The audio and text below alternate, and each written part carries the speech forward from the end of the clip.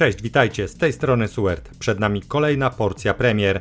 Tym razem przyjrzymy się tytułom nadchodzącym do nas we wrześniu bieżącego roku. Miesiąc zapowiada się naprawdę ciekawie i na pewno będzie w czym wybierać. W materiale skupiłem się na kilkunastu w mojej ocenie najciekawszych pozycjach. Startujemy! Polskie studio Raycon ogłosiło datę premiery swojej nowej strzelanki Metal Eden. Gra trafi na PC i konsole obecnej generacji 2 września. Początkowo tytuł miał trafić na rynek już w maju, ale twórcy zdecydowali się poświęcić dodatkowe miesiące na dopracowanie najważniejszych elementów. Tak też zresztą poradzili im gracze, którzy sprawdzili demo udostępnione w kwietniu. Krytycy zwracali uwagę na problemy z optymalizacją, ale chwalili futurystyczny klimat i satysfakcjonujący system strzelania. Swoją drogą demo wciąż można pobrać na Steamie. W Metal Eden nie trudno dostrzec wyraźne inspiracje Doomem. Akcję obserwujemy z perspektywy pierwszej osoby, a walka jest dynamiczna i efektowna. Całość urozmaicają elementy zręcznościowe, np. odbijanie się od ścian z pomocą plecaka odrzutowego. Od oficjalnej zapowiedzi Heli SAS minęły już ponad 2 lata. Dziś znamy datę premiery. Omawiany tytuł zadebiutuje na rynku 4 września. Gra zmierza na PC oraz najnowsze konsole wraz z m.in. polską wersją językową w formie napisów. Akcja tytułu osadzona jest w kraju o nazwie Hadea, który został zniszczony przez wojnę domową. Z kolei główny bohater gry to urodzony w tym państwie Remi, decydujący się po latach wrócić do ojczyzny, aby lepiej poznać swoją przeszłość. Według twórców mamy tutaj do czynienia z przygodową grą akcji, która z całą pewnością nie jest kolejnym Souls-like'iem. Niemniej gracze będą musieli opanować odpowiednie ruchy, aby skutecznie reagować na ataki przeciwników. Do dyspozycji otrzymamy różne rodzaje broni i umiejętności. W trakcie przygody ma nam towarzyszyć dron Kapi, który sprawdzi się jako wsparcie w trakcie pojedynków. Do naszej dyspozycji oddano otwarty świat, który możemy swobodnie przemierzać. Co ciekawe, twórcy zaznaczyli, że mapa nie zostanie wypełniona znacznikami z misjami do wykonania czy sekretami do odkrycia, których rzekomo ma nie brakować. Wszystko będziemy musieli odnaleźć na własną rękę. Jak podają deweloperzy, na eksplorację poświęcimy tyle samo czasu, ile na walkę. Podczas ostatniego Xbox Games Showcase 2025 zapowiedziano m.in. pierwszy fabularny dodatek do gry Indiana Jones i Wielki Krąg. Zatytułowany on został Zakon Olbrzymów, a jego historia pozwoli nam odkryć dawno zapomnianą tajemnicę kryjącą się w katakumbach Rzymu. DLC zadebiutuje już 4 września na wszystkich platformach, na których jest dostępna podstawowa wersja gry. Warto zaznaczyć, że Zakon Olbrzymów wprowadza niedostępną wcześniej mapę, czyli właśnie Rzym.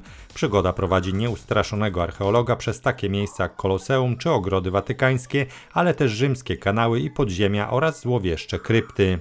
Oprócz nowej linii zadań czekających tutaj na wykonanie, Indy musi zmierzyć się z niewidzianymi dotychczas przeciwnikami.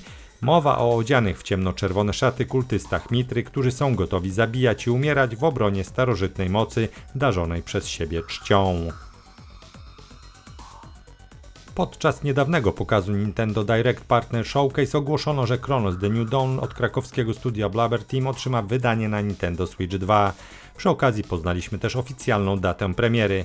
Obiecujący survival horror zadebiutuje także na PC, PS5 i Xboxach Series X i S już 5 września.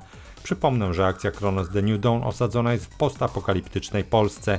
Główna bohaterka zwana podróżniczką wykorzystuje zakrzywienia czasoprzestrzeni, aby podróżować do Polski z lat 80. Jak na survival horror przystało, w grze zabraknie nam amunicji, a pokonywanie wrogów będzie wymagało pewnej dozy sprytu i taktycznego myślenia. Przed premierą Borderlands 3 przedstawiciele studia Gearbox chwalili się, że w grze znajdzie się ponad 1 miliard broni. Teraz idą jeszcze dalej. Borderlands 4 ma zaoferować miliardy pukawek. Anthony Nicholson, główny producent strzelanki, zaznaczył także, że nowa część serii odda do naszej dyspozycji najbardziej rozbudowane drzewka talentów spośród wszystkich gier z cyklu. Nicholson jest przekonany, że rozszerzone względem Borderlands 3 drzewka umiejętności pozwolą osiągnąć niespotykany do tej pory poziom możliwości wyrażania się poprzez swoje buildy. 4. część ma oferować również nowe mechanizmy związane z eksploracją i poruszaniem się, a także bardziej otwarty świat, który będziemy przemierzać bez przeszkód i zbędnych czasów ładowania. Na koniec najważniejsza informacja. Borderlands 4 ma zadebiutować 12 września na PC-tach i najnowszych konsolach. Claws of Awaji to dodatek do kolejnej części bestsellerowej serii firmy Ubisoft Assassin's Creed Shadows. DLC przenosi nas na tytułową wyspę za Zatoką Osaka. Naoe i Yasuke udają się tam, by odnaleźć zaginiony skarb. Przeprawa nie jest łatwa, gdyż po piętach depczą im członkowie frakcji Sanzoku Ippa, która posyła za nimi tropicieli i zastawia na nich pułapki. Oprócz nowego skrawka lądu rozszerzenie przynosi niedostępnych wcześniej przeciwników, a także elementy wyposażenia na czele z tzw. BO, czyli kijem bojowym. Oprócz zadań głównych na realizację czekają tutaj także misje poboczne. Zawartość omawianego DLC powinna wystarczyć na około 10 godzin zabawy.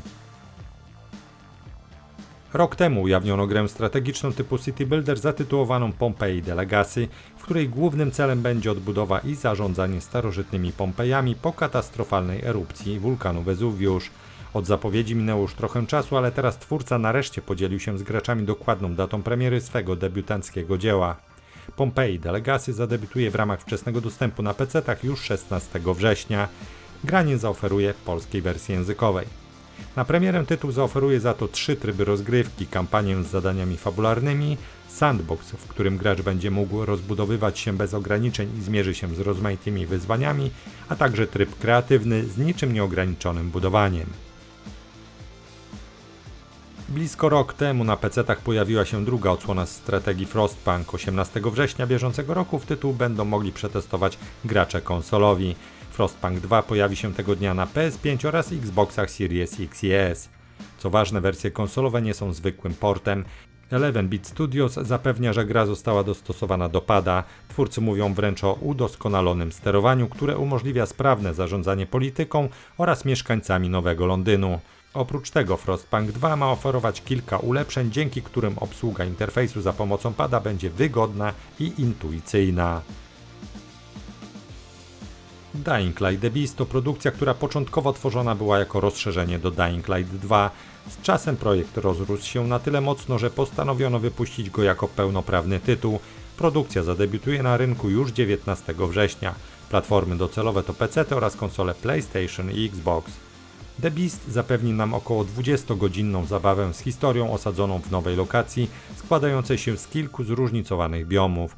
Wielkość mapy ma być porównywalna do regionu Villedor z Dying Light 2. Techland zapewnia, że choć obszar jest mniejszy, to jest znacznie bardziej zagęszczony. Fabuła ma być prowadzona w sposób liniowy i zabraknie tutaj wyborów obecnych w poprzedniej części. Całościowo jednak doświadczenie z rozgrywki ma być bardzo podobne do Dying Light 2, ale wyraźnie usprawnione. Przebudowano na przykład mechanikę skradania i możliwości wykorzystania środowiska, dodając w ten sposób innowacje do walki. Nie zabraknie także nowych broni, zombie czy umiejętności. Dodam jeszcze, że w jednym z wywiadów dla serwisu Gaming Bolt reżyser serii Timon Smektała przekazał, że Dying Light The Beast ma być w dużej mierze survival horrorem, w którym będzie wyjątkowo trudno przetrwać. Będzie to odczuwalne szczególnie w nocy, gdy niebezpieczeństwo i napięcie osiągają zupełnie nowe poziomy. Strategia fantasy Endless Legend 2 trafi do wczesnego dostępu 22 września. Produkcja pierwotnie miała zadebiutować w wakacje, jednak twórcy zdecydowali się na przesunięcie premiery. Ogłaszając nowy termin, przy okazji poinformowano o wersji demonstracyjnej, która zadebiutowała 11 sierpnia i będzie dostępna do 18 dnia tego miesiąca. W demie pojawiają się tylko 2 grywalne frakcje, King of Sheredin oraz Aspect. Poza nimi gracze zapoznają się z 15 pomniejszymi stronnictwami, a głównym przeciwnikiem do pokonania będą insekty nazywane Necrophage. Sama rozgrywka w wersji demonstracyjnej została ograniczona do maksymalnie 90 tur, w ciągu których fani napotkają 2 charakterystyczne przypływy odsłaniające nowe terytoria do podbicia. Na więcej zawartości musimy poczekać jeszcze ponad miesiąc, kiedy to Endless Legend 2 trafi do programu Early Access. Warto zaznaczyć, że twórcy, wypuszczając komunikat o udostępnieniu dema, zachęcili graczy do przejścia samouczka przed rozpoczęciem gry, dzięki czemu deweloperzy będą w stanie ulepszyć tutorial. Na 25 września zaplanowano premierę Silent Hill F. Tytuł wraz z m.in. polskimi napisami pojawi się na PC-tach i najnowszych konsolach. Silent Hill F jest przygodową grą akcji w konwencji horroru psychologicznego należącą do kultowej serii zapoczątkowanej jeszcze w 1999 roku. Produkcja stanowi owoc współpracy odpowiedzialnej za markę firmy Konami oraz studia Neobards Entertainment. Deweloperzy stojący za tym projektem mają w swoim portfoliu takie gry jak Resident Evil Resistance oraz Resident Evil Reverse. Silent Hill F przenosi nas do Japonii z lat 60. XX wieku. Akcja gry toczy się w fikcyjnym, położonym na górskiej przełęczy miasteczku Ebisugaoka. Główną bohaterką tej produkcji jest nastoletnia Shimizu Hinako. Gdy miasteczko spowija gęsta mgła, która sprawia, że ulice pustoszeją i zaczynają wałęsać się po nich przerażające stwory, Shimizu musi odnaleźć siłę na stawienie im czoła, przetrwanie oraz dokonanie trudnych wyborów. Śmiało można powiedzieć, że rozgrywka przypomina to, co znamy z ubiegłorocznego Silent Hill 2 Remake. Tak więc popychając fabułę do przodu, eksplorujemy, rozwiązujemy zagadki oraz walczymy z napotkanymi przeciwnikami. EA Sport FC to seria, której chyba nikomu nie trzeba przedstawiać. Kolejna odsłona zadebiutuje na rynku 26 września. Tytuł pojawi się w zasadzie na wszystkich dostępnych platformach sprzętowych. Pozwólcie, że nie będę przedstawiał założeń samej gry, a spróbuję skupić się na omówieniu pokrótce nowości, jakie zmierzają do tej odsłony. Zacznijmy od niedostępnych wcześniej ustawień. Autentyczna rozgrywka uczyni zabawę bardziej realistyczną za sprawą bardziej odpowiedzialnego pozycjonowania obrońców, a także bardziej wiarygodnych starć pod bramką oraz sukcesów przy rzutach rożnych. Z kolei rywalizacja to ustawienie przeznaczone do meczów 1 na 1 w Ultimate Team i klubach. Jej aktywacja wiąże się z bardziej bezpośrednią kontrolą, przyspieszeniem podań oraz inteligentniejszymi odbiciami bramkarza. Druga istotna nowość to archetypy, dla których źródłem inspiracji były wielkie postacie ze świata piłki nożnej. Wraz z nimi w klubach i karierze zawodnika pojawią się nowe klasy, a zróżnicowano je pod kątem umiejętności, atrybutów i atutów. Kariera menedżera otrzymała natomiast wyzwania na żywo, pozwalające nam wziąć udział w rzeczywistych scenariuszach, a także sprawdzić alternatywne biegi wydarzeń. Odświeżenia doczekał się również tryb Football Ultimate Team. Na sprawdzenie czekają w nim turnieje, wydarzenia na żywo i drugoligowe zawody weekendowe pod nazwą Challengers, a także odświeżone moduły Rivals i Champs. Co do pozostałych nowości, to autorzy pochylili się nad dryblingiem i uczynili go bardziej responsywnym, dostroili krzywę biegu, zmodyfikowali SI, by mądrzej ustawiała się na boisku, a także zwiększyli dynamikę ruchów piłkarzy. Wprowadzono również nowe style gry i role zawodników.